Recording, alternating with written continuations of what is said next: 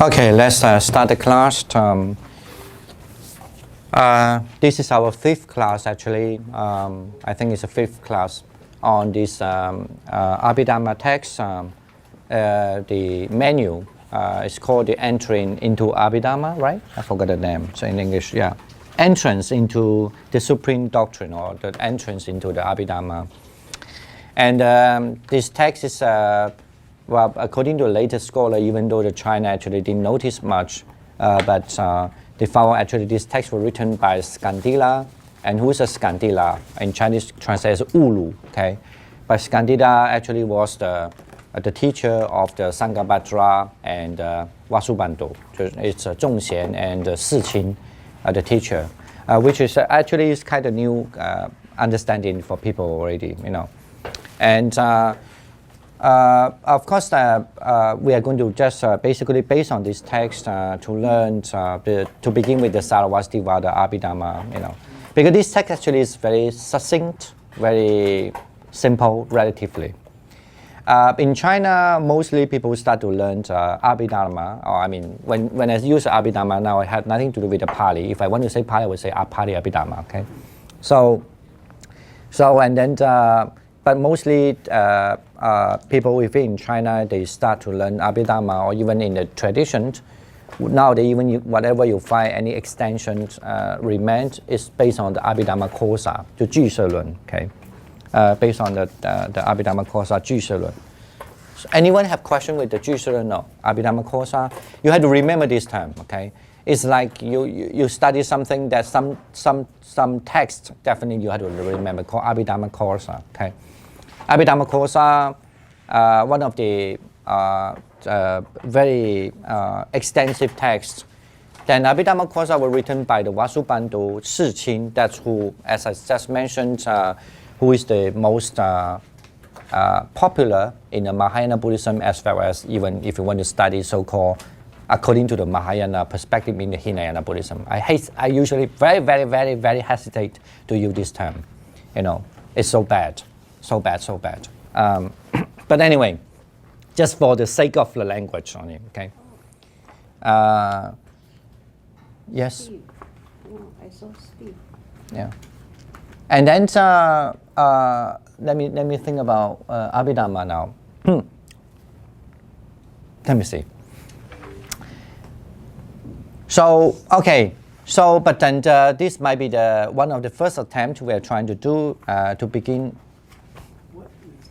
to begin with the studying of the Abhidharma with this text called Abhidharmavatar. Okay, but also try not to get confused with the text. Sometimes you really read it very carefully. Sometimes if you somehow in the future, if you're going to read an English book or whatever, there's one of the texts called Abhidharmavatar too. But this Abhidharmavatar and one is Abhidharmavatar. Okay. Because the word Avadara is the same in Sanskrit and Pali, and Abhidharma is Pali word, Abhidharma is Sanskrit word, okay? So there's another one text called, if you want to translate into English, you could translate the same way exactly, like entrance into Abhidharma, or the Supreme Doctrine. But that is in the Pali, okay? But that's another system, the Pali system. So you've got to look at it. Is with the ara or without ara, okay? Abhidharma or Abhidharma, okay? So Avadara is the same word, exactly, okay? So I got to be careful about that. Okay, so we know that the text was basically written by the Skandila, right? And then now we just finished in the fifth class, the last fourth class, we just finished anything related to the form, okay? The material, the form, the material. So we know that in Abhidharma, in Sarvastivada Abhidharma, normally we categorize it into five categories, right? So do you remember these 5 categories now?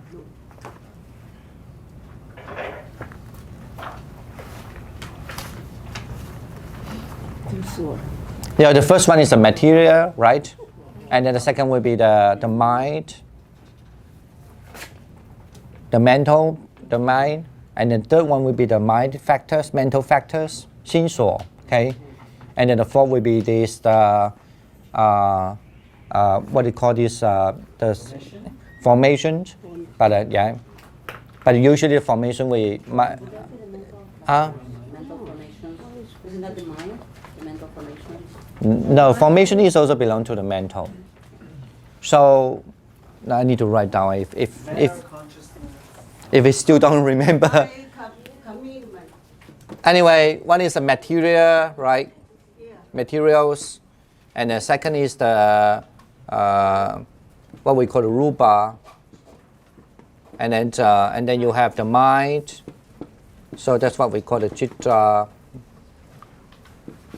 and then you have this mind association or mental factors sometimes, right? Let me translate mental factors. There are so many translations, okay? So Jada or Jadasika, both is okay. And then you have the formation, but the formation certainly relate to the mental formation, okay? Formation. So, and this is we're going to read it next week. And anyway, it's a huge topic again. So formation, and then the fifth one will be unconditioned, okay? And then the formation, usually we have also separate one with the associate with the mind and dissociate with the mind, right? So associate with mind and dissociated with mind. In Chinese, this is just rupa, mind factors, and then formations mean xin, and then but then you have the xin xiang yin xin, and then xin bu xiang yin xin. The last one is mean wu wei.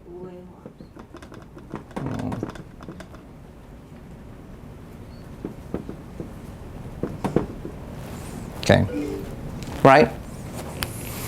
So we just cover up this now, the rupa now, right? The material. So then we have at least we have some idea. So what the next we're going to talk about? Actually, we are going to mention about the mind here also, and then the mental factors. That will be the next class, okay? But anyway, I don't want to get confused. We just go this way first. Now I want to ask also, what in the rupa, in the form, materials, what are these materials? How many are they? Again, repeat again. Huh? How many are they? 4. 4? 4 plus 11. Okay, 4 plus 11? Okay, good. 21. No, 21. No, sorry. 11. Sorry, 11. 4 plus 11, right? Yeah. Okay, 4 plus 11. And so you can say that 4 plus 11, that would be 15, right? So, and then, but normally we say, what are these 4? The primary elements are, what are these? Earth, water, fire, air. Yeah, okay, good. And what are these, the 11 derived material? 5 senses, and then 5 objects, 5 objects of senses, right? And then the one, the peculiar one called the non-information. Now vidyapti, okay? Vidyapti. Okay. Now, so what are these? There are 5 senses and 5 objects of senses, and then one non-information. So what it is? How do you understand this 11 derived material? I need to have a revise this. It may be easier. What are they? What does it mean by the derived material? Why do you call it derived material? What's the difference between the derived material and the Greek elements? The Greek elements is 4 elements: the earth elements, the fire elements, the wind elements, and then what is that? I forgot to say. The wind, the fire, the water, and then the earth elements. So what's the difference between the derived elements and the Greek elements? So the root cause is on the dependent origination? No. Everything is dependent on origination anyway. In Buddhism. when you put it that way, I have to give you 1 mark, okay? Because if anything you put in dependent origination, if you put it the proper way, I give you 1 mark. But I want to, just give me a second. Just let me repeat the question again. What's the difference between the Greek elements and the derived elements? Yes, you, Tom? Element has their own characteristic, and derived element is something that derived from those characteristics. Once derived from those characteristics, or once they meet a certain state or environment. A certain environment. A certain environment. Once it's own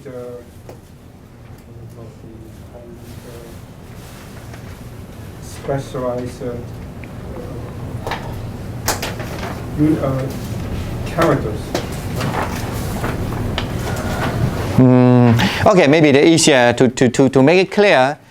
This is not a simple. There's so many ways of answering that, but I just want the main one that commonly agree with most of them. So anyway, what does it mean by the 4 elements? What does it mean by the prime elements? Mean Mahabuddha. What does it mean by the Mahabuddha? Mean the Greek element. Or Bauddhika. What does it mean by the Greek element? Produce its own fruit. Huh? What is that? Ability to produce its own fruit. Okay, good, great. So I hope they are not reading from a book, okay? Yes. You do?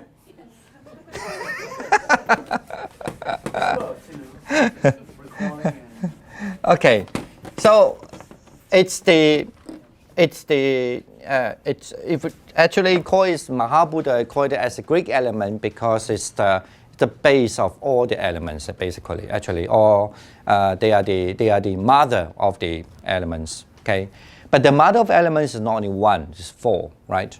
So in other words, mean in any material in Buddhist concept, they must have the 4 elements there. Okay, so that's for the practical reasons, like if you just feel something, so like that you could feel the heaviness, then that is the earth element, right?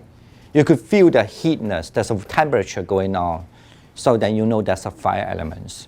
So you could feel there's I think the water elements in Sarasvativada, how they define it. So yeah, basically mean Cohesion. Yeah, cohesions, like cohesion is 1, yeah. So cohesion, so you could feel that something in the cohesion, humidity, like a stickness, right? Then is the what they call the water elements. Of course, then if you feel the floating, and pleasure, then that's that's a wind element, right? So they are the prime. So what does it mean by in contrast to the derived matter? We're learning a new kind of concept. Okay, it's not physics. It's not what we learned in the school.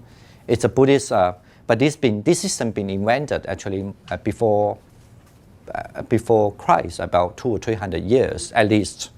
Okay, it could be maybe even earlier. So we know that this kind of concept in Buddhism, after the Buddha passed away, we were not sure whether the Buddha did talk that. But there are some research that say yes, it did talk that.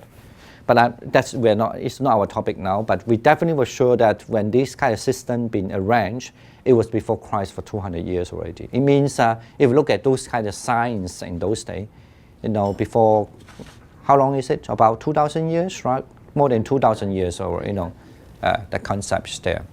And of course, I was told if you learn this kind of system, you definitely later on understand how even the Oriental medicine been invented, because they have much relate to this feeling. They could, of course, later on in meditation, we believe that when you meditate, you can see it. Okay, you could really not just feel it, but you could really understand. You can see it also. You could really can see it. Like it's believed that even you meditate like the organs, you can see your organs also. Like, so it's not a myth for Buddhist practitioner. I mean, really they know practice. It's not a myth. It's never been a myth that like they can meditate and they can see their heart. You know, and that's yeah. Okay. Yeah, it may be a myth for a lot of people, but it's not like if you really are in the meditation area for a long time. Some people say that I can meditate and I see my heart, you know, I can see my intestines. Okay. We think, we never like, really? True? We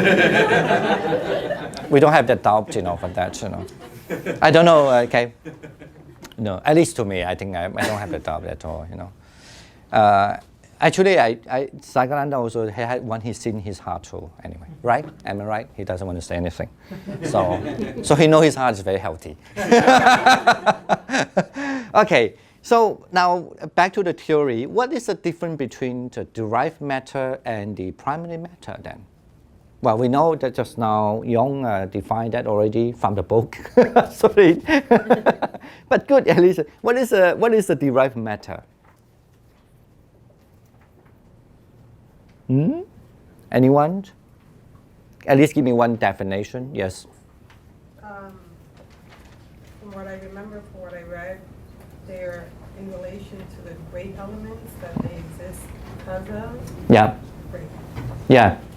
In relation to, in other words, if without the great elements, they would not be able to exist. So that's why I call the derived elements. Okay.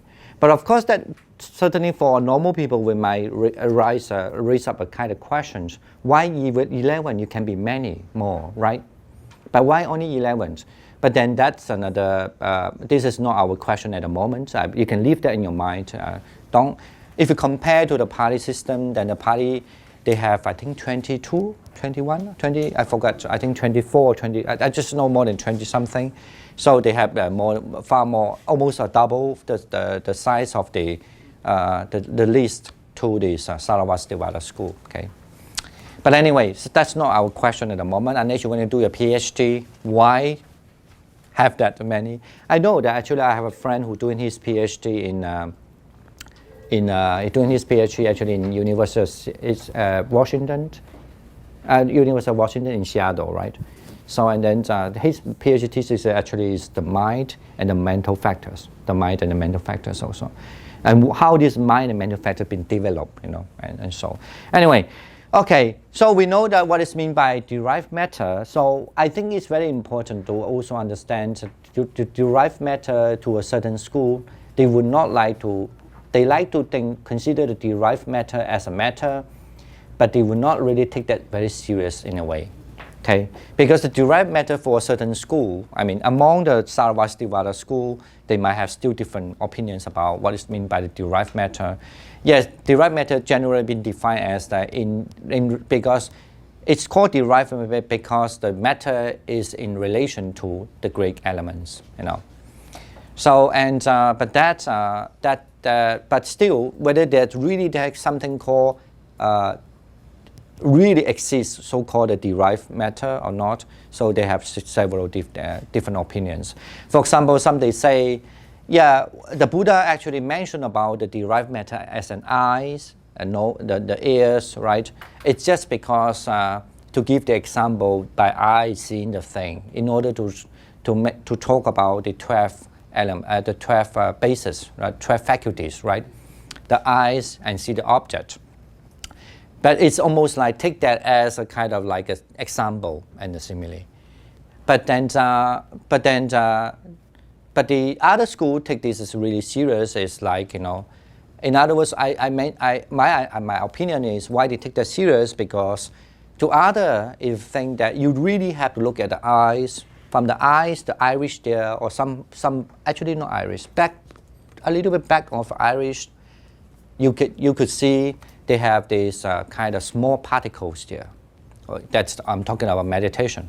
That you could see the small particles there, and the particles have the shining particle and no shining particle. The shining particle, that's what we call this prasada rupa. Okay, the shining particle actually, and they have this if you can see the particle, you have to think about, I want to see something, and you can see the object, how this particle can collapse with the shining particle, and the shining particle, how they can create a kind of impact, basically. And then you start to have, now we are going to talk the subject now later, I mean you have the vision, or you have the perception, okay?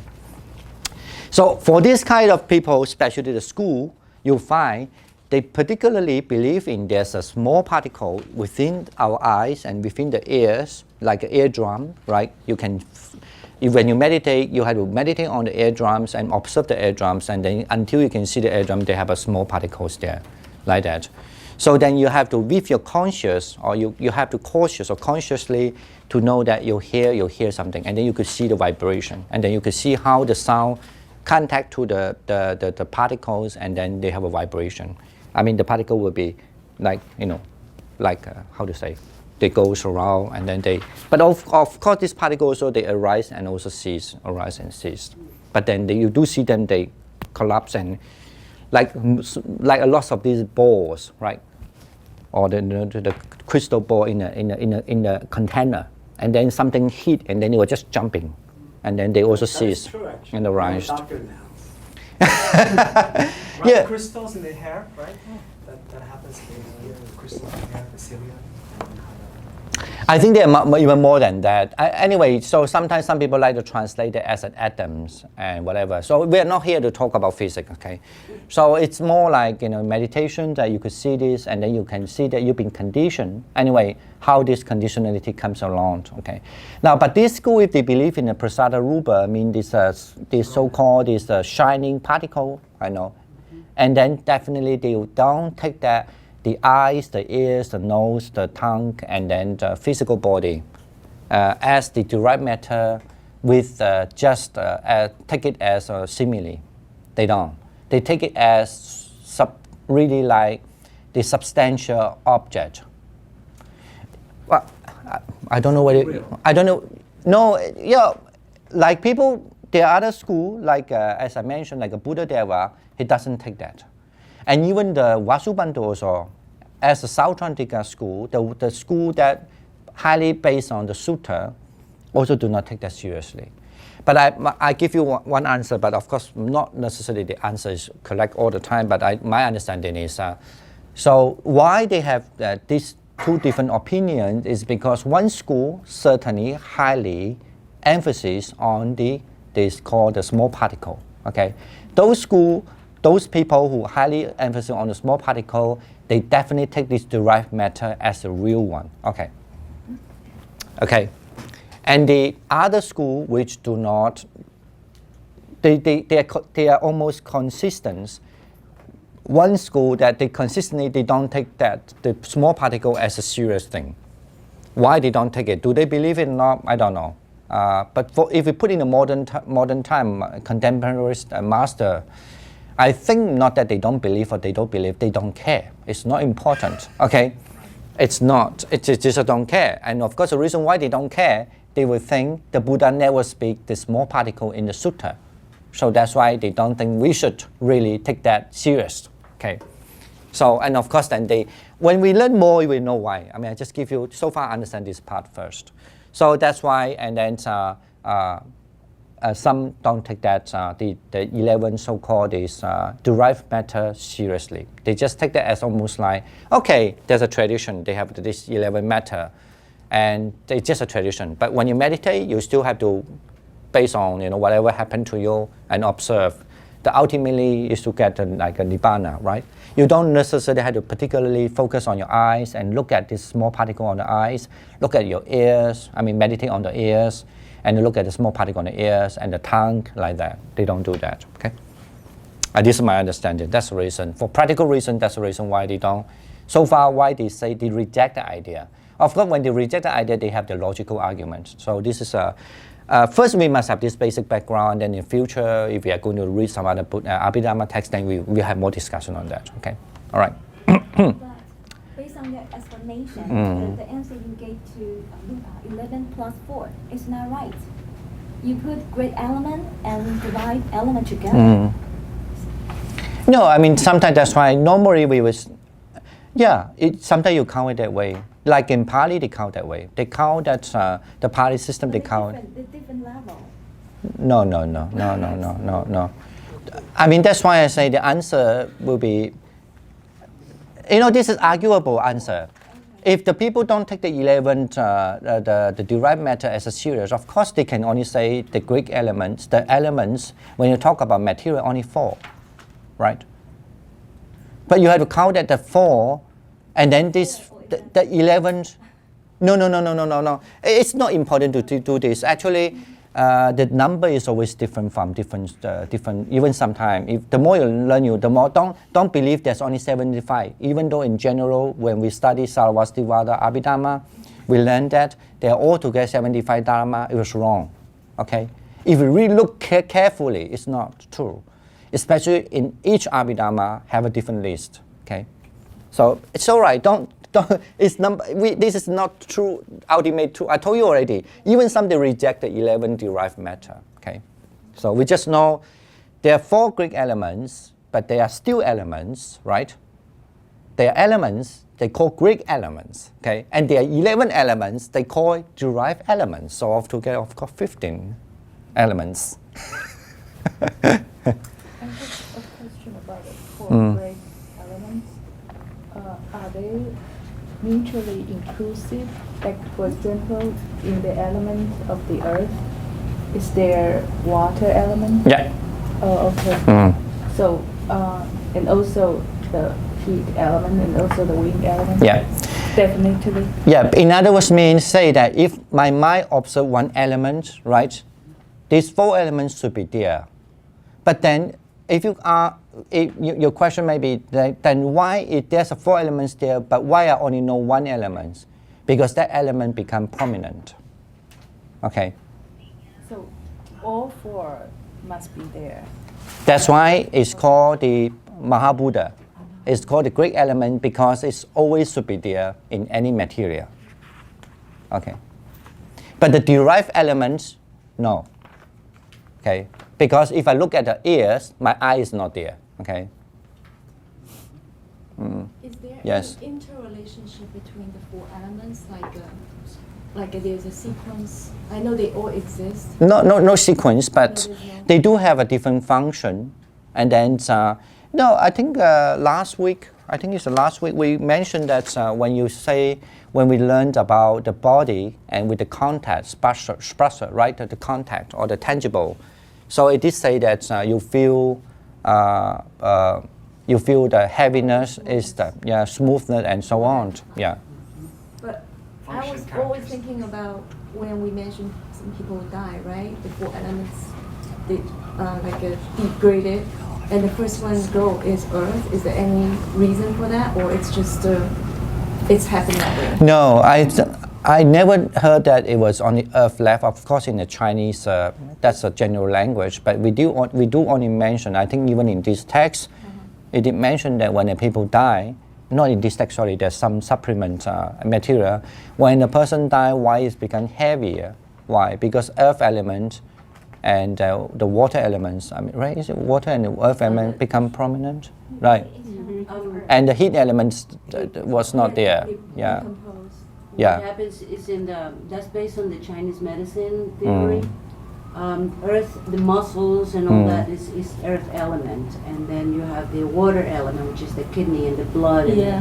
Oh, that's another thing. That's That's different. another thing. No, that is only attribute. That is actually is not necessarily mean the element in the Buddhist term. It's just Right, no, attribute no, to exactly. that because you had to talk 五行嘛. And no, that's another theory. Because the way they even understand the Wu Xin, they might certainly talk about the interaction between them, but the function of it is different from the Buddhist perspective. They are more using, to me, they are more using that in terms of theory to understand the interrelationship of the all. Okay, and then they say that like a 土生火, so, but it doesn't make sense to Buddhist concept. But they do have their own theory to make it like why the earth element can burn, can increase the fire element, So So Buddhist view is this is just great elements. There's no interrelationship from one convert to the other one. No, but I think that you have to understand that in the medicine in Chinese, because which organ is belong to the earth element, which organ is belong to the You think that way? Okay. that. No, that's another thing. they're Yeah. different. Okay. Different thing. Yeah. So, all right. What else? I forgot now. Okay. Now we need to maybe a little revision also. Look at the page. Page 75, right? Yeah. So we also understand. It's very easy to understand the eyes, the ears, the tongue, the nose, and then the body, right? As the five senses. And then we know the object of the eyes is the visible things, right? And then you have to kind of remember the visible things. How many are they according to this Abhidharma in the system? 20. Okay, and then they divide it into two kinds, right? One kind is the colors and one kind is a shape, right? Okay, but do remember, like the sutra, Tara, I mean the one who believe in the sutra, they reject the shape. They only believe that because the sutra only talk about, the Buddha did say that what do we discern with the eyes is the color, okay? And then we discern the color, so, and we also know what it is, what is that? So that's the reason why they reject the shape. The shape means refer to like the long, the short, right? The even and uneven shape. But anyway, so if you learn Abhidharma in Sarvastiva Abhidharma, just have to understand the visible thing that refer to two things. One is the color, and one is the shape. Okay.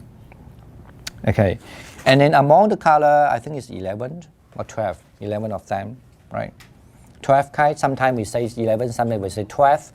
So some say 11, some say 12, like I say. Okay, and the other one we just added is called the blue sky color. Okay, because blue have two kind of color. One is like greeny blue, and then one is like the sky blue. Okay, okay. So that's why if you put the sky blue and then that all together 12. Okay? And then you also have this so-called the shape, and all this kind of color. Of course, the color including. Like what is that? Like the light, the sunlight, right? Like the shadow, like a mist, and as this and that. And I did also mention actually, I believe more. Even though we explain more on like in the normal day, you could see this kind of different type of the color. And remember, the color is not only restricted to like a blue color, red color, but it's also included like the smoke and dust. Is also considered as a color too. Okay, the color concept is different from generally what we say the color, and then the shape. Okay, right. Now after that, the object of the ears, right, and then we divide it into 8 types mostly. So basically, it's okay. Don't worry about it. 先不要担心了，他们。不用担心。What is the difference between the sunlight and luminosity? The sunlight and Luminosity. aloga. Aloga is mean. I think there's an explanation actually in the when you look at the note 26, right? But usually when we say aloga. I like to when you look at the note 26 there. It's your 1, 2, 2, 1. Sunlight is radiance. Yeah. Luminosity is moon, stars, fire, earth, and light. I actually sometimes I'm not really totally how to say 1, 2, 2, 1. 1, 2, 2, 1, 2, 2. 73页，74页的最上面。No. I didn't. I mean the note. It doesn't really say. When they say sunlight is the radiance, Prabha, like the sun, so Yeah. luminosity is And then the stars, And then what about the other, the aloka? Aloka says is the It moon, just, stars, fire, just, earth. I think that maybe, so like anything is not the sun, right? I think not like, because the light is not from the sun, then it would be called aloka. So that's my interpretation. Basically, it's basically radiant, the source of the light versus reflection of the light. So reflection of the light, you can call it. Yeah, maybe it's good. It's good to say that kind of like reflection of light. Like a moon is not the original source of the light for now. I think maybe like the candle light. You know, when you have a candle and then you have and those of course you don't have this kind of thing. The fluorescence light. I mean, you know, you don't have the bulb. But I'm saying that like a candle, and that's called aloka. But of course, you know, in meditation, aloka means you're able to use your mind, because when your mind is clear down, when your mind have able to subdue the defilements, and then you have this kind of the aloka, the light will appear. So that's why this kind of light sometimes they discuss in the text. You know, like people have this kind of light in the eyes. So usually they can see the thing much easier on the dark, okay? But then this kind of dark is still different from the torch. So that's why they have a discussion whether you can use the aloka light, you know, like, you know, if your meditation is when you, because if you have aloka light, mean you close your eyes and then you can make it bright, right? Then you can, of course, the same way when you open your eyes, you can make it bright. So can you do that with that like a lamp, light or not? Yeah, you don't. So you still don't. It's not like the moonlight. It's not like the sunlight, because that's produced by the mind. And then, but it helps you a little bit. You can see the thing clear a little bit, but it's not as the help as what. So the explanation to the Abhidharma system, the reason why, because the eye, it's have the function of like, you know, of course, you know, I can see things, and then in order to see things that you need to base on the light, okay? So it's limita, right, during the meditation? No, not limita. I think people sometimes get, Because that's what you see. No. Different in meditation when you're meditating? Let me just,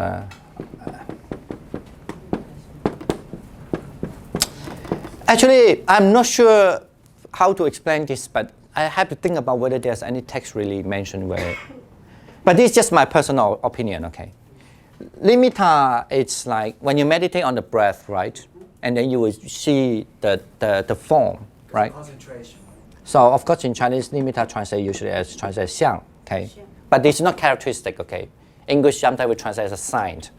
When the sign comes, say that your meditation is the breath, so then the sign will be say like this, okay? Something smoky thing. I don't know how to draw, okay? Right. So that's called limita, right? But still, if you're aware very clearly, the smoky thing there, sometimes you can see there's a little space over here, and then there's some like brightness around, right? Yeah. That you could say that as aloka, right? You get it now, okay? But then also, if you have this kind of side where you meditate on the breath, but you can remove this one. So by remove this one, if you think about the light, or you can just think about the sunlight, or you can look at the light, maybe open your eye, just look at the light, and then you just think light, and then this will be removed. The smokeness, almost like smoke. So that's why I say the smoke has many meanings here. They do say that it's one of the color, right? Means something you can perceive. So the smoke itself will become just only like a light. And I don't know how to draw the light anyway, the light. So that's called aloka. So limita and aloka are still different. Okay. And but it's interesting also, you must understand, even when you meditate, even you might have the aloka light, right? But sometimes when you are a little drowsy, especially when you're good at it already, you're good at the meditation already, you think that, especially when the first time you see this aloka, the light may be very bright. But sometimes you do, long time, you feel a little exhausted, then the light becomes dimmer, right? And even sometimes you do see the light and the darkness are together, okay? So the darkness is also there. Maybe the darkness is not like when you have no any nimitta, no aloka, sanya, no light. You are so tired, drowsy. Of course, it's all dark, right? But so anyway, that's we have to mention this because anyway, I don't want to talk too much at that point. Just understand this part. Okay, so nimitta and the aloka are two different things. Okay, yeah. So nimitta is more related to that when I meditate on an object, and then object because my mind can focus on the object for a period of time, and by subduing that like distracted, things, and then the object will appear as a nimitta. So it almost like a nimitta is almost like the result is a byproduct of the concentration. Yeah, the byproduct of the concentration of the object. Yeah. Okay. Right, and then the object of the ear, of course, is a sound. And then in this school, Sarvastivada Abhidharma school, and then with the sound we have 8 types, right? Firstly, will be arranged into basically mean which the one that you can perceivable and not perceivable. Okay, the sound. But of course, this is arguable too. It's not very easy to understand that. But I mean, put in usually we always to start with the easiest one first. Okay, don't think too much of the uneasy, difficult part. But then with that perceivable and perceivable also whether that and also arranged in the category of whether it's the living things or non-living thing, or animation or non-animation. Is animation called, right? Called animation and non-animation, right? I think that's good translation. My English is getting better now. Well, if you want to get technical, it's animate objects and inanimate. Yeah, thank you. Animate object. Animation means cartoon-like. Yeah, thank you. Okay. Looks like my English is not that good again. That's good. You'll get there. You'll get there. Yeah, I will get there. Yeah, I think animated object in a non-animate. Animate, inanimate. Inanimate. Okay, thank you. Animate object, inanimate objects, and also within that also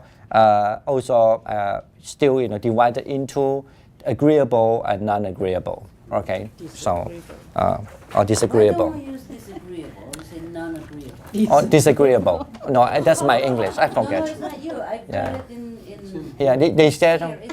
It's all I don't in know. all the different texts. They talk about agreeable and non-agreeable. Okay. As opposed to agreeable and disagreeable. And I always wonder why. It's all right. We're going to retranslate it again. So and then yeah. There is a difference between the two. Yeah, there's a little different. I know there's a little different. Yeah.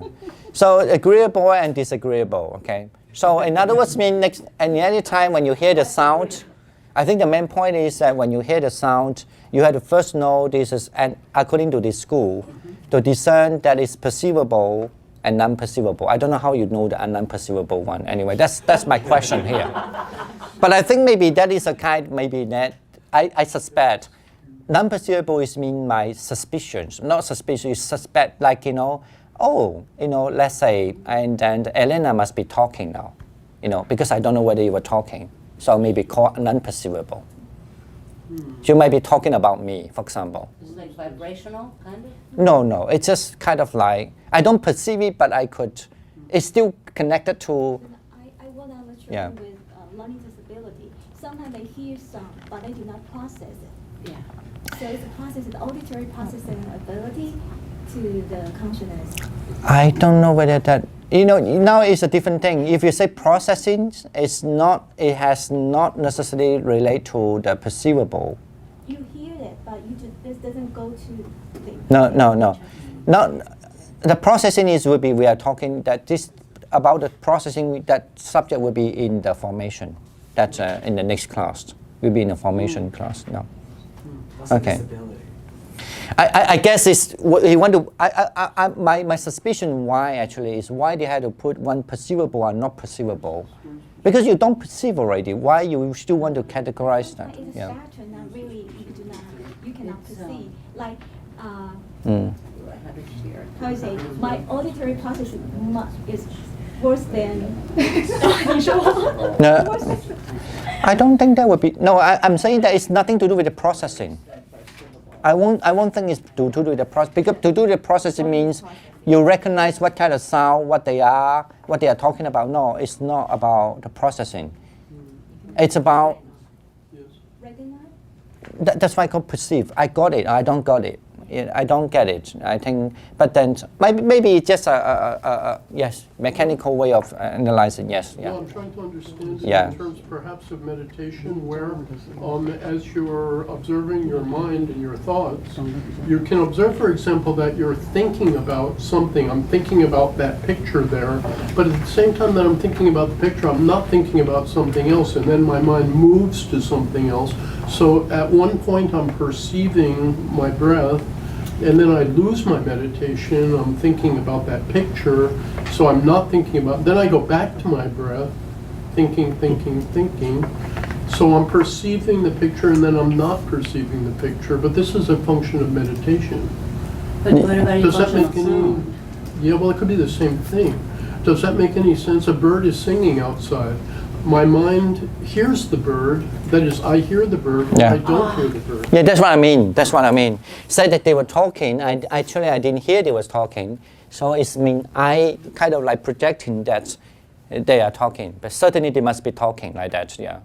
So this my suspicions. I'm not sure, but that happens when you do meditations too. And when your mind And goes to it, yes, yeah. I mean, it's not that you can't hear it, it's that you're not focused on it. Yeah, acknowledges. Yeah, it's that the mind is perceiving. When the sound That's why it comes, you says acknowledge that the sound is there. But when the mind is concentrated on something else, the sound is there. The ear perceives it, but not the mind. Good point. Yeah, it's this. That's one. We covered that with Bhikkhu Bodhi, the 7 universal factors of consciousness. So there's attention, there's volition. No, that's another thing. Well, but That's a formation already. That's why I say we don't talk that. Right. That's about perceiving, all right. Now that's about the procession. It's not. So that's part of. But that's another. Yeah. No. I think maybe that. When No. we pay attention. Yeah, like you say, that's right. Actually, it happens everybody when you do meditation. Say that you sit there, you could hear the bird chirping, right? And then maybe you meditate and then you think, oh, this is now a Q&A time, right? The teacher must be talking to somebody now, right? So, and you somehow kind of like thinking that they were talking, this question maybe the same as my question, right? This one, I mean, that's, and then you're happy about that. Or maybe you're not happy, you think, that's why it's so disagreeable with you, and then you don't perceive because you were not really hearing it, right? And then also what do you call that? And it's animated, animate. Inanimate? No, animate, because of people talking. Right. So it's a way that if you can discern in that way, so you would not. I mean, this is maybe the point. I mean, lots of people maybe don't get the point. The point is sometimes, like yesterday, like all the time when people do meditation, they feel very unhappy sometimes. Why? Because they think their mind was thinking something. But that's why the Buddha always say, what is the main thing that really helping you to meditate is the wisdom. If you have the wisdom, you don't think that you've been distracted. You know that, oh, I'm observing the sound. Oh, I'm observing the vision, I'm observing the odor and this and that. You don't think like, I smell something bad. What happened with this place? Why does it smell so bad, you know? No, if your mind was just observing the smell, or this is what kind of smell, then your mind is still calm. So you're still meditating, you're still observing the object. Maybe I think that's because it really happened to people meditate when you sit there, like, you know, you might become across like, what are people talking about? Are they talking about me, right? You know, but if you're only thinking, you're not knowing that you're actually observing the sound, so-called the unperceivable sound, you know, with animation, with animated, whatever, and so, then you know that you disagree, and then your mind still feel calm. You're in the wisdom of observing the so-called the air object. Even that sounds very strange. In Pali, you don't have the system though. But however, that's how I feel it, because it's true that when you meditate, you could do that also. Like, you know, oh, people talking there.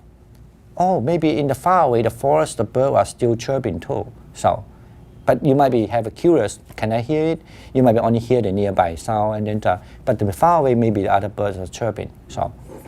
So if you have this kind of like almost like a right view, kind of like that, right view and observing, then you would not feel like what I'm thinking. Why I should observe my breath, but why I'm going there? You don't have that regret. You know, the 5 hindrances regret. You don't have to regret. You just observe and observe. This is what you develop your vipassana, right? That observance. Okay. Yes. Is that sort of observing without conceptualizing? No, observing always with the conceptual actually. Without a judgment. Without conceptualize is very Mahayana way of talking already. That's another step. But observing is always with conceptual. Okay. In Abhidharma system. But one can observe without conceptualizing? No. No. That's only when you are deluded. Okay. In Abhidharma system is only in deluded. You might have beyond your normal conceptual. You could have this beyond your normal conceptual, but you still must be able to concept. In other words, mean that's called Brahmana, Anumana.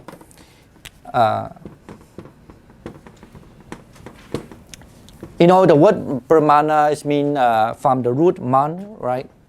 It's mean measure.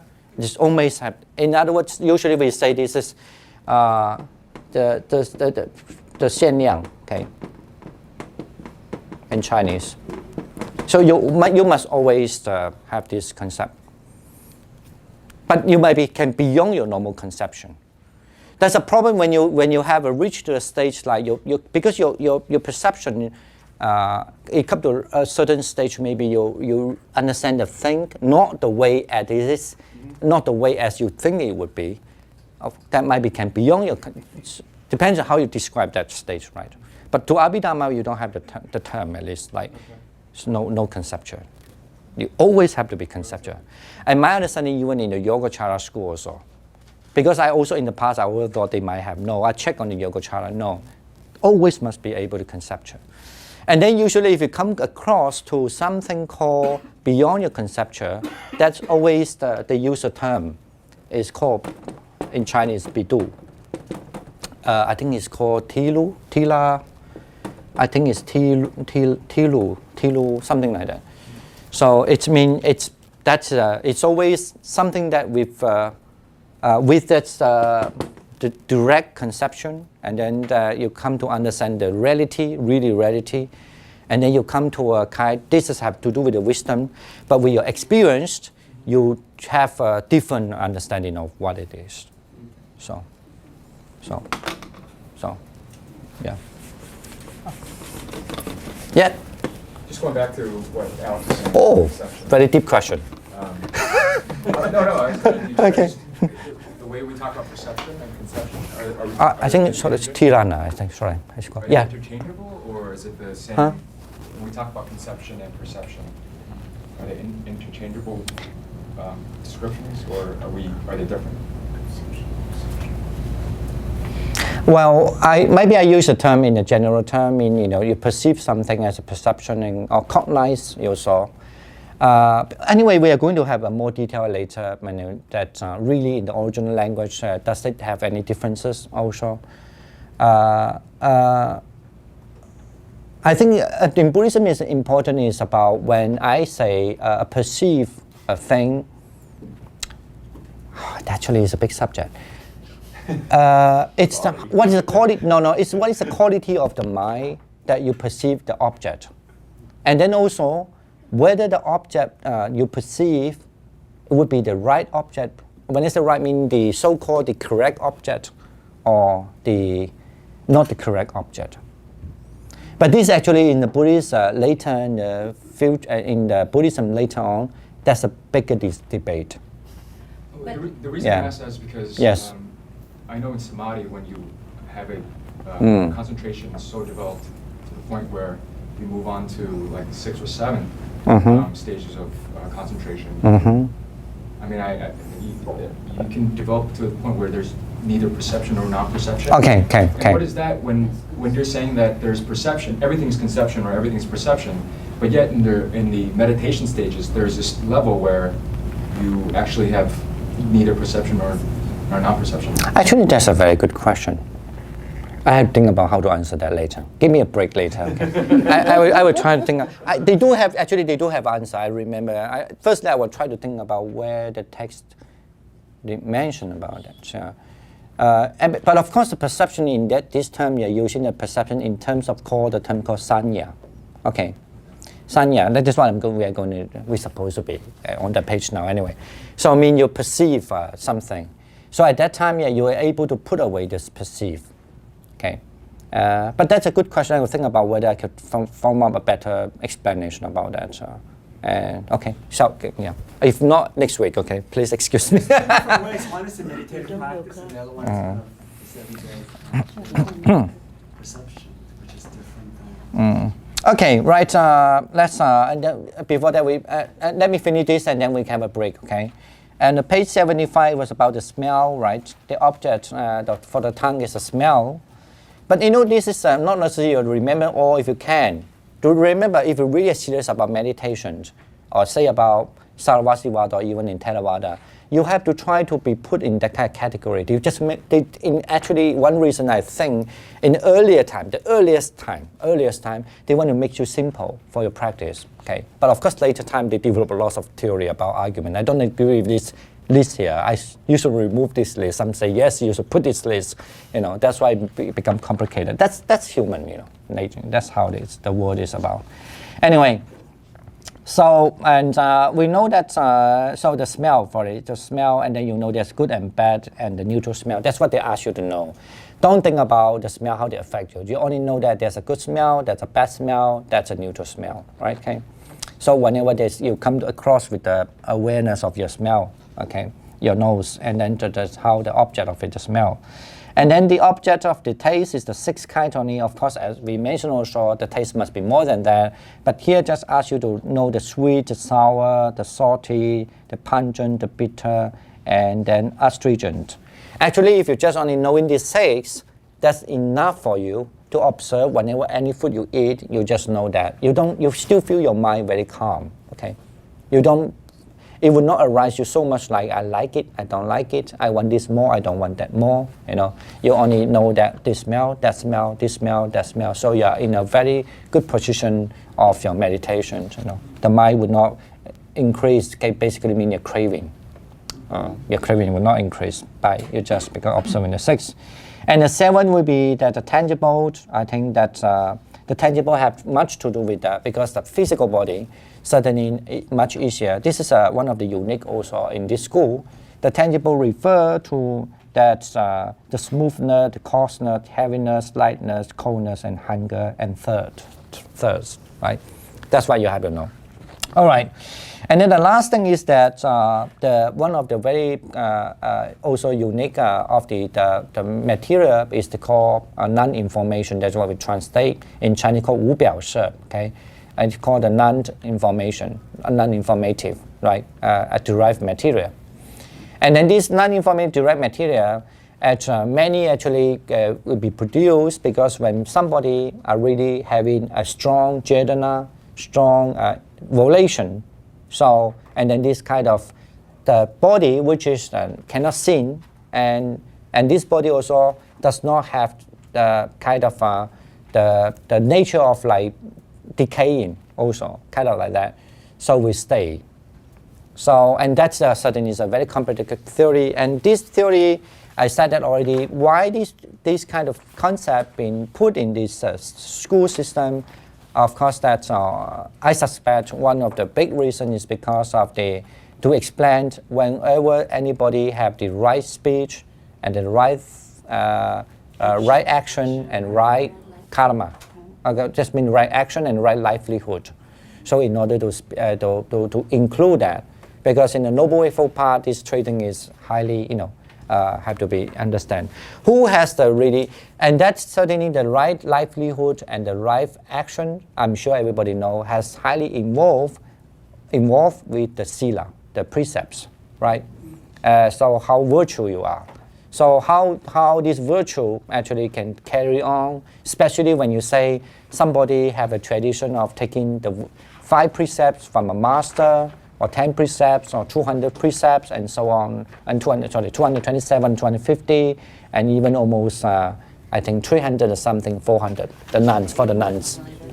I'm not nun, so I don't remember. And it's, and like that, right, they have those precepts, and how you explain that they have a better precept in terms of karma, okay? In terms of karma. So, and then this is one reason. And second reason, and how you do also explain why this kind of karma, these precepts stay only this life, doesn't stay in the next life. But something stay with the next life is the virtue, your meritorious action, right? It's not the sila, not the, in terms of like you have make a vow with your strong mind, you make a vow. And this kind of vow, like I have 227 when I die, so next life I reborn, unfortunately here again, say. And then, but my 227 sila as a baby or in my mother womb is not there, right? So they have something, how do we explain that? So the only explain, they somehow, don't know why, then this term called the non-informative been invented. And this non-informative, there, you have this non-informative because also you make the determination. Your volition has to be strong, okay, to say make the commitment. So it has much to do with the karma too, and then with the karma, and also much to do with a kind of physical body that you could know the person whether he is a virtual person, no, not virtual, whether he has a sila. That means whether the person had a precept or without the precepts, And that's, I think it looks like this is one of the main reason. And the other reason is also, it's another way, which is, I'm sure some people find you don't have to use this way, but I'm talking Sarvastivada now. Sarvastivada thing, like, when somebody, like, when you meditate into a state, like your mind is not there at all. Like just now you asked a question, where the mind complete, when you come to a state of no sanya, no perception. So I don't know whether that's the same what we're talking, but no perception there, and then how you can be arise, because if the perception have no any condition for them to arise perception, how do you explain that? So the only way you explain that is because you have this kind of strong determination called this non-information body still sustain there. So, and that kind of sustain almost serve as like intermediate, okay, an intermediate, and they pull you back from a non-perception to perceptible, to perception. Okay. So that's why it's, when you look at it, they say that it has to be understand only exists in this life, and also exists in when person come to without the state of mindness, right? No mind. So both could be wholesome and unwholesome. No, the non-information is only wholesome and unwholesome. Never be neutral. Right, so it's okay. either or, right? Yeah, either the good or either the bad. Yeah, okay. All right, we have a break, and then we are going to keep on the next chapter. We hope to finish the next one. So it's supposed to be much easier, okay? The page 78 and the page 79. No, sorry, page 78 to page 80. Okay, all right. Good, thank you for the online one. Can you hear it clearly? The online friends?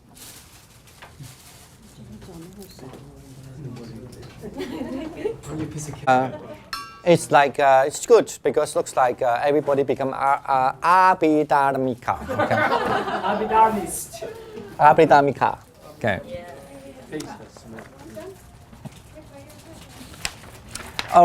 Don't worry about sometimes you don't get it some concept, but you will get to later on. Okay. 我没有把它印出来。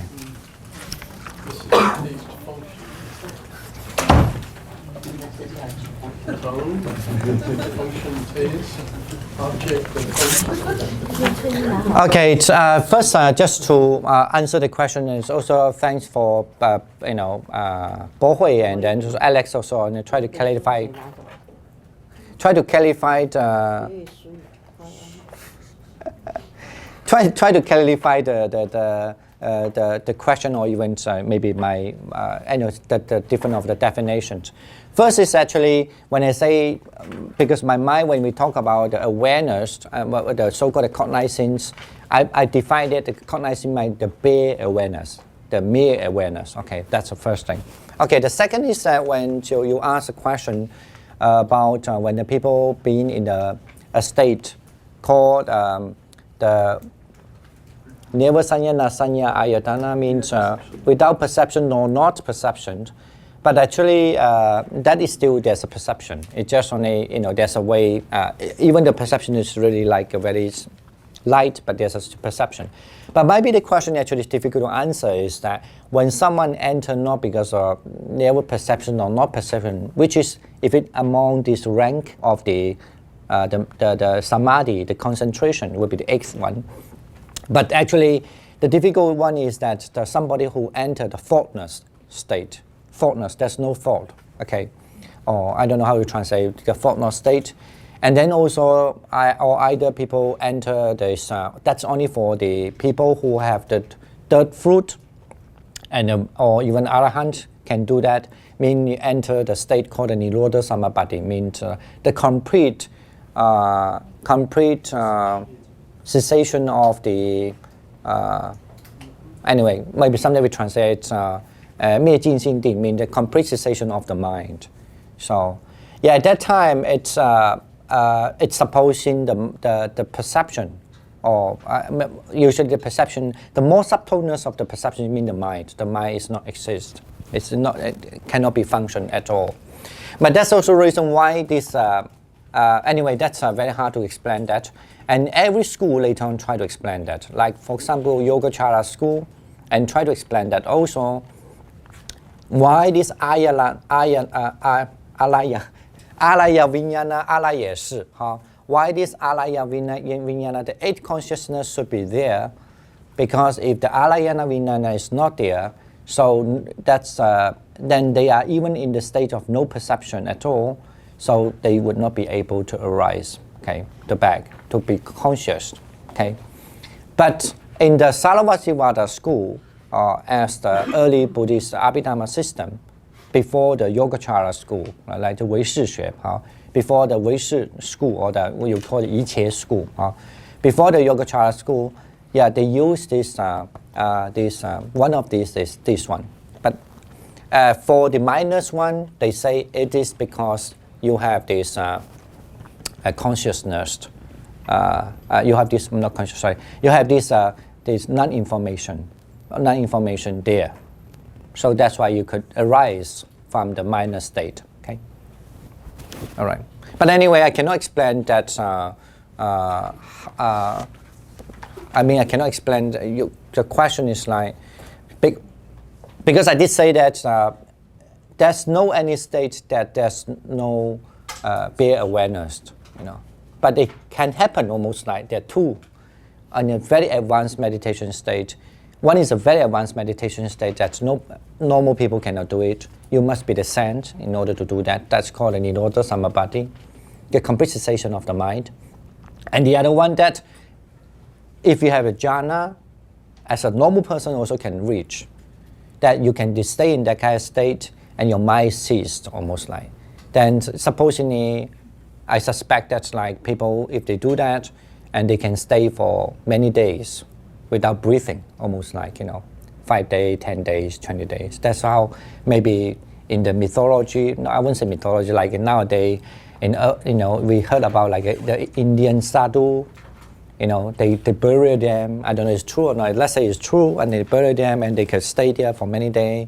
After 10 days, 20 days, they take them out, and they back to conscious, they can alive, and they're still alive, When animals do it. Huh? Animals do it. You almost do that.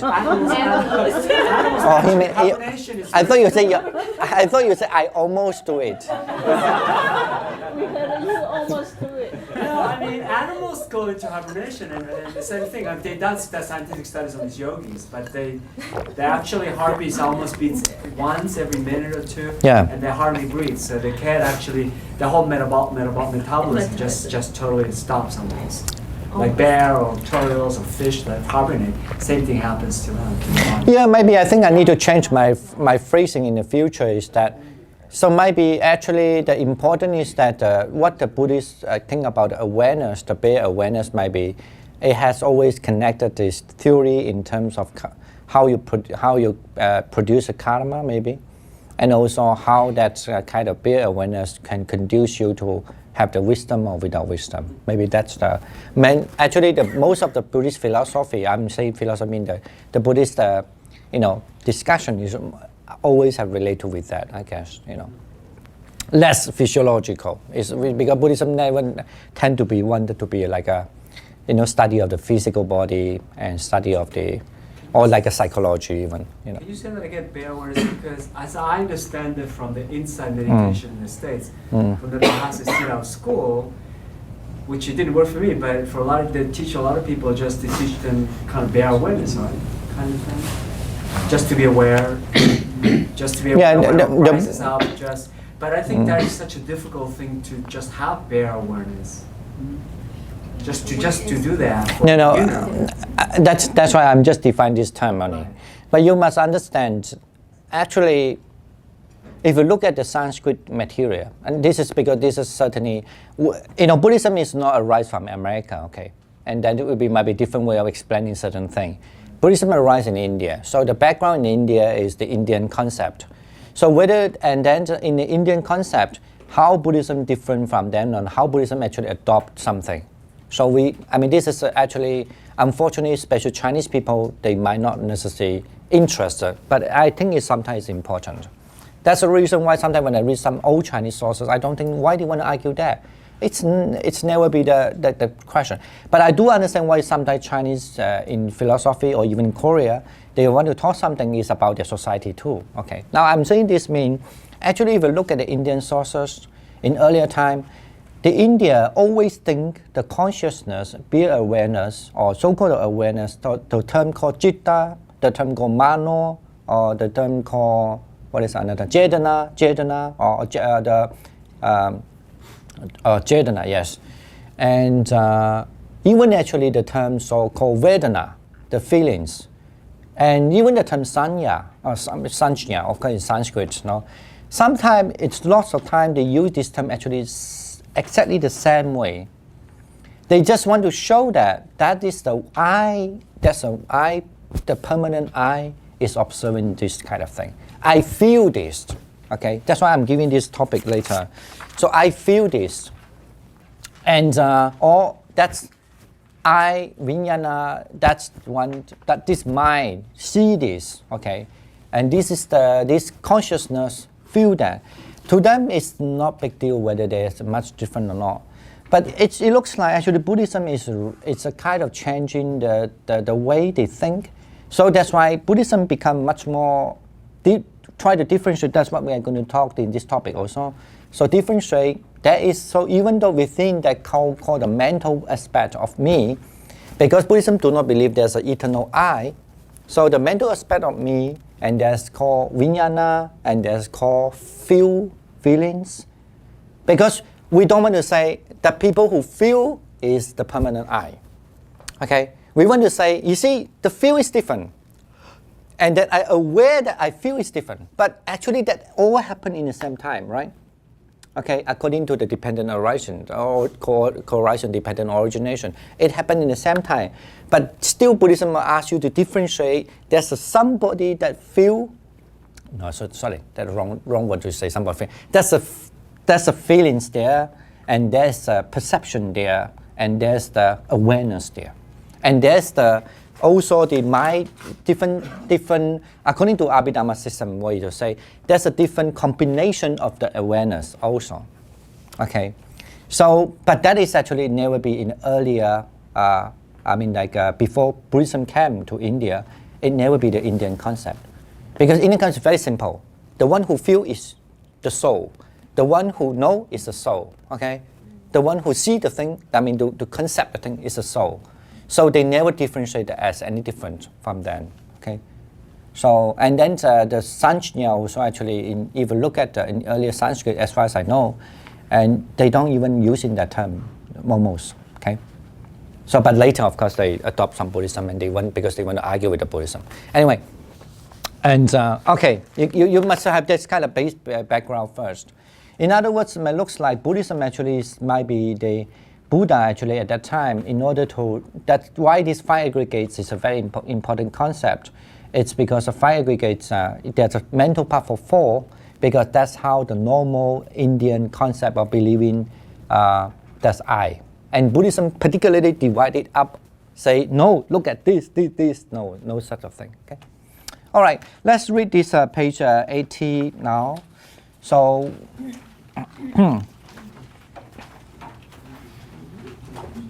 so of course then, because of this division, and we have much more work to do.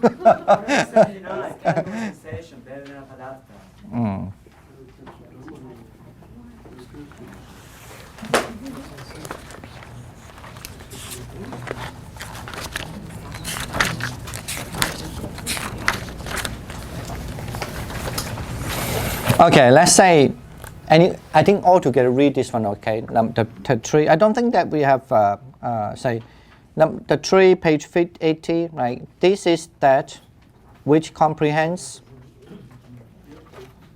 Have we done the feelings? No. We haven't done the feelings. Okay. 78. We haven't done the character. Oh, even 78, no, we haven't done. Okay. No. All right. And we didn't do 77 either. It's all right. I don't think we can finish this today, but what time is it now? We have a very short time. Okay. All right. If we are lucky, we can finish the 78. Okay. All right. The characteristic of the Dhammas. Okay. Now, first, look at this. We can just read through it first. Okay. A further explanation is to be added. However, concerning the characteristics of Dhamma, they are in brief the 3 kinds: specifically common characteristic, partially common characteristic, and universally common characteristic. So this is very interesting, okay? Because normally in Sarvastivada school, they have only... Any questions again? Supposed to start 70, skip 28. No, I mean, all this is Abhinyapti already. So I didn't have to mention it. But don't worry, this if you want to go back to non-information tape, we will back here. Because I think in order to solve non-information, so sometimes we must also back in the later chapter about karma, so we can back here. Okay, right. Number 78. We don't have to study everything in detail at the moment. Okay. All right. So in other words, mean that in brief the 3 kinds. One is a specifically common characteristic and partially common characteristic and universally common characteristic. But the interesting is Abhidharma in general. Even in Pali Abhidharma the same, we only have so-called, I translate actually they mean the self-characteristic or the I don't know why it's very complex to translate specifically common. Anyway, it means that Swalaksana means the self-characteristic and then also universal characteristic, right? But here, in this Skandila, in this Abhidharma, they have one more called a partially common characteristic, okay? Or you could translate as partially universal characteristic, okay? So, samana, okay? So, part, that's a part is common. So, they give the example. Basically, the specifically common characteristics is called, let's say, is exemplified by that of the rupa, the matter. It is called matter because it deteriorated or because it's obstruct. Okay, you know what does it mean by obstruct? Because like a mind, there's no obstruction. There's no any barren. Okay, but the rupa have the obstruction, right? So the mind can travel anywhere, but the rupa, there's obstruction there, right? You have to, so that's how the Buddhists always very simple definition. I mean, one is obstructed, one is without obstruction. So next time I'll ask you, what is the thing according to Buddhism, Abhidharma is not obstructable? What is that? The mind, okay? But what is obstructable is the form, the matter, okay, the rupa. Okay, this is to say that it is susceptible to being oppressed or hurt, okay? Of course, then if you look at the note, actually Bhikkhu Dhammajoti make it very clear. There's another definition of it, but generally mean it is oppressed. You know, it's that's why it's called rupa. But of course, generally the rupa been understood as that something will be destructible. Okay, because it been from the root loop. Okay, I mean can be demolishing. Can be demolished. Demolished. Yeah, can be demolished. So, but here it's defined as oppressed, but it's not wrong also. We must understand not wrong, not etymologically. Okay. No. Sorry, it might be strange etymologically, but it is conceptually. In theory, it's right because in the sutta it mentioned the Buddha say, when we were born, we have the form, and this form can be beaten up when you were a child. When the people beating you, the mosquito biting you. So that's why have this kind of characteristic, right? And it looks like he used it more like that sense from the sutta, okay, from a Buddhist text, okay. But etymologically, the term must mean demolished, okay. But that which is Vasubandhu in Abhidharmakosa defined, which is different from here. Okay. So as the Dharma King of the Buddha said, because the Rupa Upadana Skandha is so named because actually they did mention here, it is subject to deterioration. What causes deterioration? As soon as it is touched by the hand, it deteriorates and struck by the people and so and so. Okay. And this is like giving the name horse to an animal which moves speedily, and cow go to one's goals. Okay. Anyway, that's it's just etymological language. Try to explain. When you say a house, I think when you say that this is an etymological term, to explain something. When you say the horse move, mean a horse, because the Sanskrit word mean asum ayati. Okay, mean. So the things move fast, mean horse. Okay. Okay. When you say go, gachati, it's you refer to this. I think in Sanskrit they believe it from the root gao. Okay. So originally mean or go or gao. Okay. G-A-O. No. Gao is also the term. It's a strong word. G-A-O. So that's why it become go. Because the cows go, so it's like Indian language. So anyway, the partially common characteristic is simplified by impermanence and unsatisfactory. Okay, and then the universal common characteristic is exemplified by the soulness. I mean the emptiness, you could say, or without self, soullessness, and emptiness. In this manner, one is understand the three characteristics with regard to the Dharma. So, if you want to see the explanation, actually, I think Dhammajoti make a quite a good explanation to that already. I want to say is this three characteristics is very important. I think I give you the note to look at a little bit at first. Okay. And this note. On the page, I forgot to put the page number, I'm sorry. Okay, but you know that. On the page 1, I write all exist. We must also first understand, again, remind you again, when you study this Abhidharma, the school, this Abhidharma school certainly believe in everything exists, okay? So look at this number 1. So they definitely believe that the three periods of times exist. And then the second, all the Dharma exist. And the third, all the Dharma exists in all the 3 periods of time, okay, in 3 ways. But then, in this special fund of Mahavipasa, one of the like encyclopedia of this school, we think that the third one is the best one to say, okay?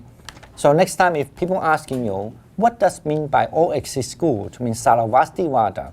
So you have to say, the school believe in all the Dharma exists in all the 3 periods of time, okay? So, okay. And that, now they do have a support, according to them. The support, you look at the next one, the word Sarava, if you take it from the sutta, let's say even in Pali Sutta, because I only put the Pali here because the Chinese, I don't have a translation. So the Chinese is below 1.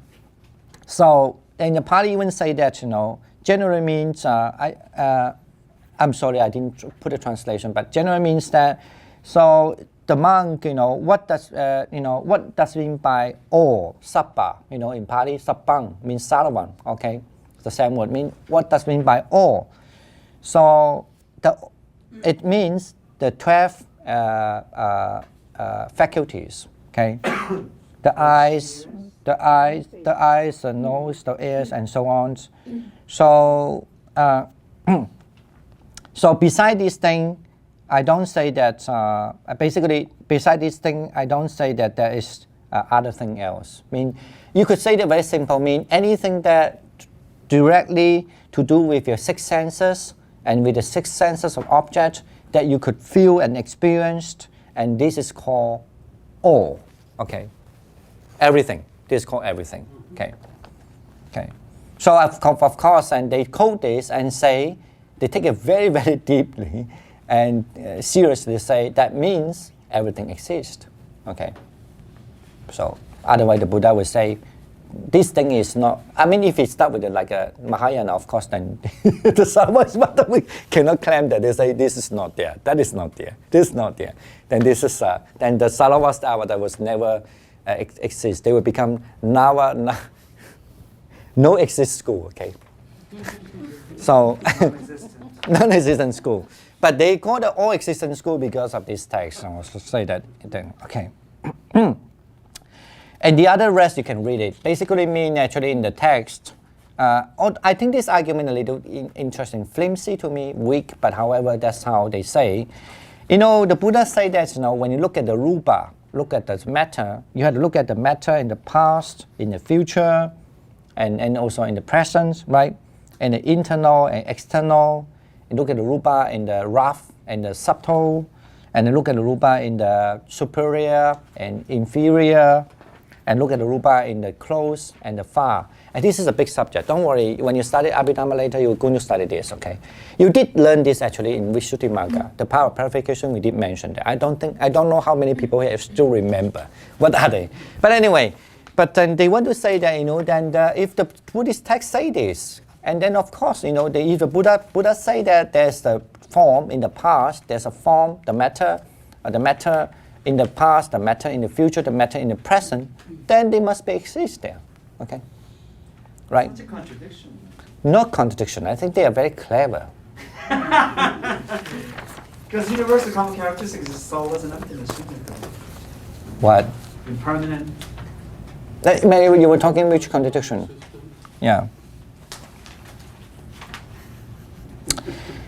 All right, it looks like, I'm not sure, okay, it looks like, I don't know whether it's referred to the Moggallana, okay, Maruganyana. The next page in the Chinese there appear that actually the Maruganyana do not believe that there's the Dharma that exists in the past and Dharma exists in the future, okay. But that's why in this, one of the very earlier Abhidharma texts called Vinyapti Sastra said, Vinyapti Sastra said, 就是四圣主论 said, so, but you talk about there's akusala root, like unwholesome root, in the past. Then there must be exist. Okay, anyway, that's their argument, okay. Don't tell me they are not exist. If not exist, why you say that they have so unwholesome root? If you only believe in presence, how do you explain that in the present So that how this kind of unwholesome root carry on. You know, anyone can have a good argument for me. I like to hear some other opinions. It's in the DMI. Yes. I don't have another opinion, but I sense somehow that the difference of opinion among the various Abhidharma schools seems to be more a matter of point of view or perspective than of real argument. So, for example, looked at from the point of view of, as Young said, of shunyata, then there's a sense of non-existence. One can make an argument out of that for non-existence, but in the world of samsara, which exists side by side as a concept, in other words, it is a paradox of sorts. And looked at from that point of view, one can say that all dharmas existed in the past, present, and future. So it doesn't seem as though it's really an argument or a difference of opinion so much as a difference of perspective. What is the difference between the word opinions and perspective from that? I know the word, but I mean like. You mean opinions? So when say that's the opinions, that's a perspective. No, opinion More is subjective. yeah. Opinion, one could say, is just simply an attitude towards something. I like it, I don't like it, or I think something. It's my opinion. I don't know, but it's my opinion. It's below knowing. Like I think it's going to rain today. That's my opinion because I see the clouds, but can't be sure. Then the perspective. Perspective means the way of looking at it. For example, if I'm looking at a tree and I see the tree, I'm looking from a great distance, and so all I see is the outline of the tree. Okay. I would define it one way, but if I come very close to the tree, I can see the leaves and I can see the trunk and the way the bark is formed. So I have a very different perspective. It's a way of seeing. But it's, I think it's a very, but if you look at this context, sometimes, like here, they say Sariputta actually only believe in the presence. Sariputta? No, sorry, the Mauklayana, believe in the only the presence. Yeah, but So, do you think that's, it looks like it's opinions. But when he says So- he believes in only the present, he might be including what we call the past and the future in the present. In other words, the eternal, we call that the eternal now. It incorporates everything in time, temporally everything. There's all the seeds in it. So therefore, one could see time is a construct anyway, time we invent. I mean, we have watches, but that's just man-made. Yeah, I know that, yeah. So therefore, you could say, if you only believe in the present, what does that mean? It means that you're incorporating all time in now. It could mean that. So that's perspective. Okay, all right, okay. What do I mean? All right, I guess now we look at this so-called self-characteristic and universal characteristic, okay? And look at the page 3, I think, the English here. Actually, this English is mostly just a modification from, and also some of the passage from the footnote, I think the footnote 68 of this text, right? Footnote of this 68. So some of them I just do the modification and some they didn't translate, so I just put it there. So there's a Chinese equivalent, especially if you read Chinese. And of course, you can have a look at there may be more detail there. I didn't translate even, okay? So look at this translation, say, the question, why, can you read in the paper? Then, so in English, say, why only mention the wisdom to analyze the dharmas and not otherwise? That's I added, okay, because, and then, since analyze the self-characteristic, so I mean how we translate here, I don't know. Anyway, you know what I mean by self-characteristic, right? So there are 3 characteristics there, remember? So in Chinese, 自相, Swalaksana. So the since analyze the self-characteristics and universal characteristic and so on of the Dharma, minds and mental factors takes place too. Anyway, actually this statement just argue why you only mention wisdom, because when you talk about, you can analyze those things, So your mind and then your mind mental factors also can do that. We haven't come to that what's mean by mind and mental factor yet, but we'll go into it later. Okay. The answer is it is because the wisdom are the superior, and that's why it's said, the wisdom analyzed self and universal characteristic of Dharma is the best. Hence, it has a particular place. So anyway, he have a simile before. So I just translate directly, literally. Okay. And then now we come to our point. Question: what kind of wisdom is capable of analyzing the self characteristic of the Dharma, and what kind of wisdom is capable of analyzing common universal characteristic of Dharmas? The answer is the analysis of the characteristic of one entity is the analysis of the universal characteristic. Okay. I mean, analyze one entity is that. And the analysis of the characteristics of multiple of entity, so is an analysis of the universal entity, characteristic. Okay.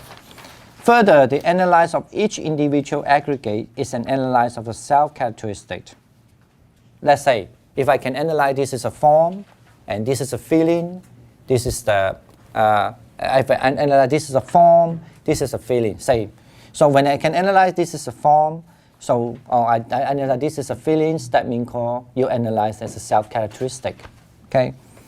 But when you analyze the two of the three aggregates, it's an analysis of universal characteristic.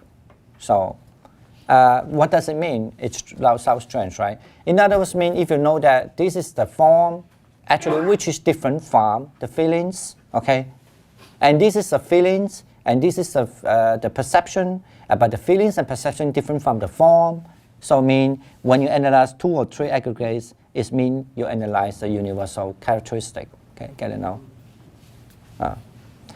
This definition actually is still different from Pali, okay? As far as I remember. Because the Pali is very simple actually. The Pali only say the self-characteristic mean the own characteristic. Say anything is have their own distinct characteristic. Say this is a feelings such and such.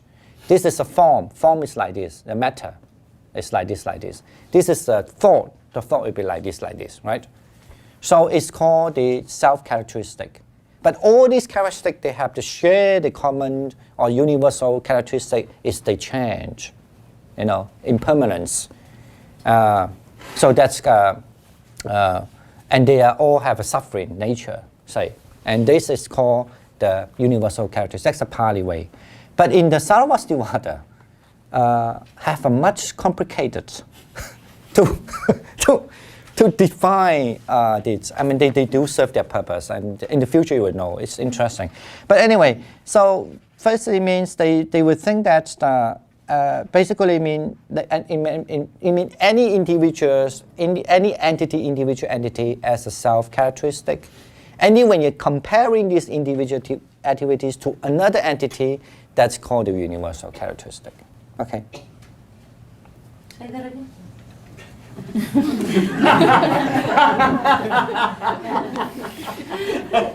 when there's in comparing to other, when you're doing meditation, in doing comparing to other entities, that is called the universal characteristic. Because you're including the other. You're including others in, so it's called universal. Okay.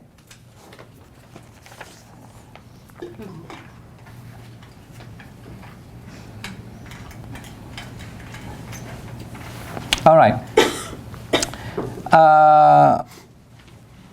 I think I want to say what it is. I think I need to finish this one.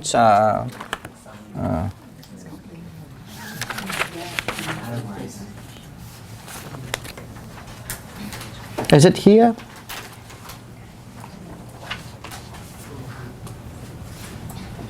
The rest you go back and read. I think we should read his notes. I think there's one good explanation there on the notes. Okay, the notes are 68. No, it's not 68. It should be on the. No, it's on this page. Let me find for you. Page 47. Page 47.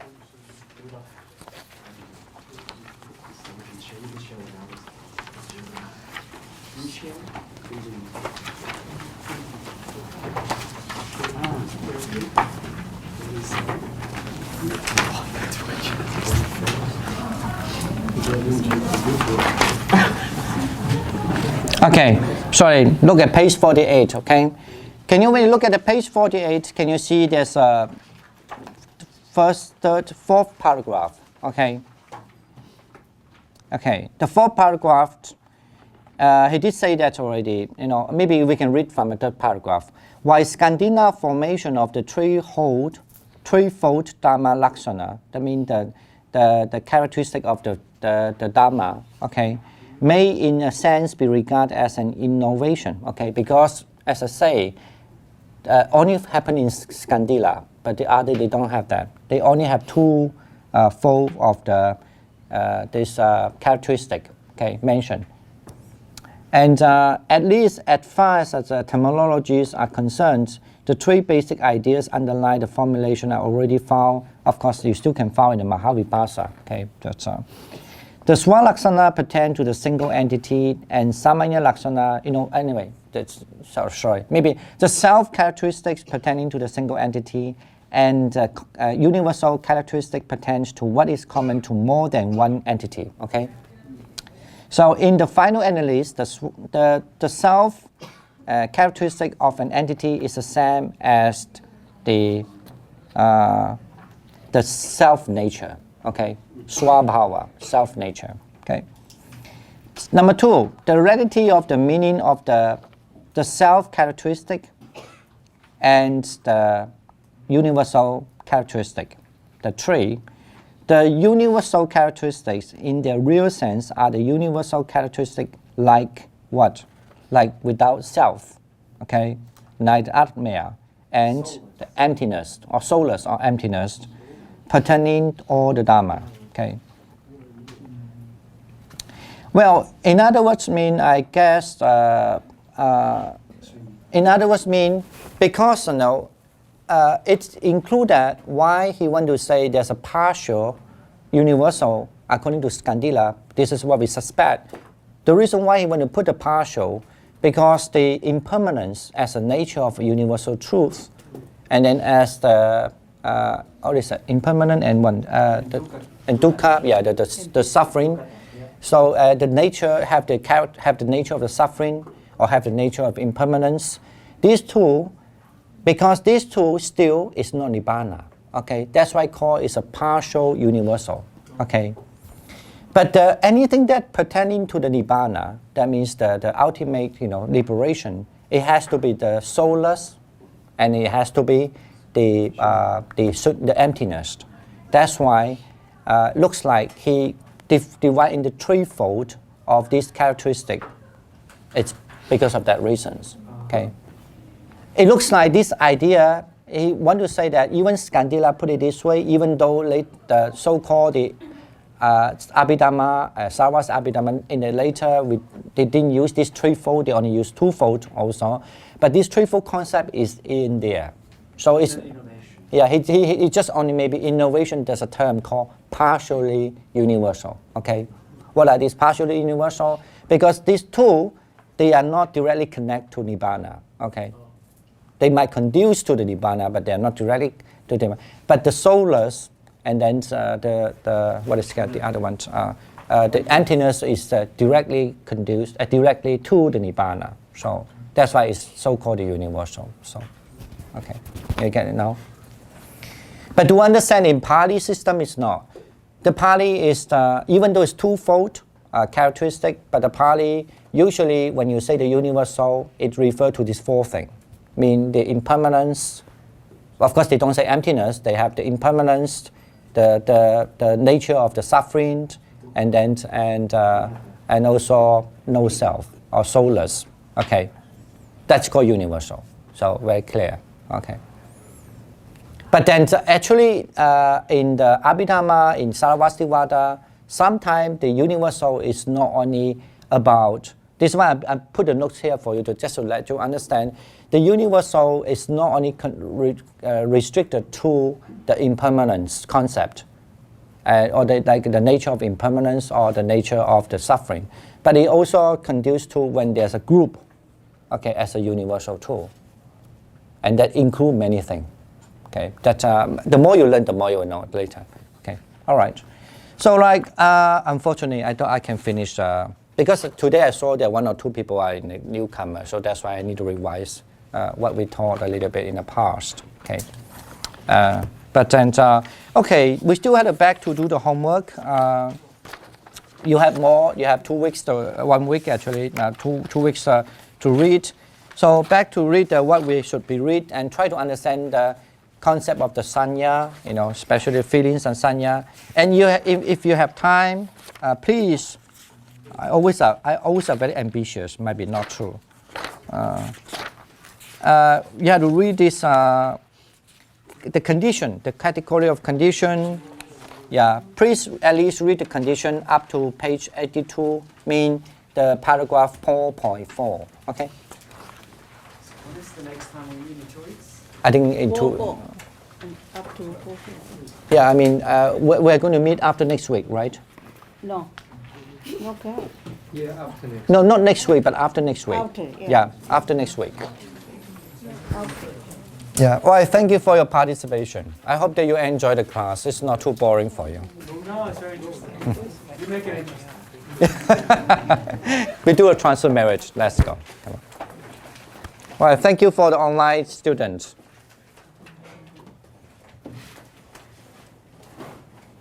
月次上课功德回向，我等与众生共称于佛道。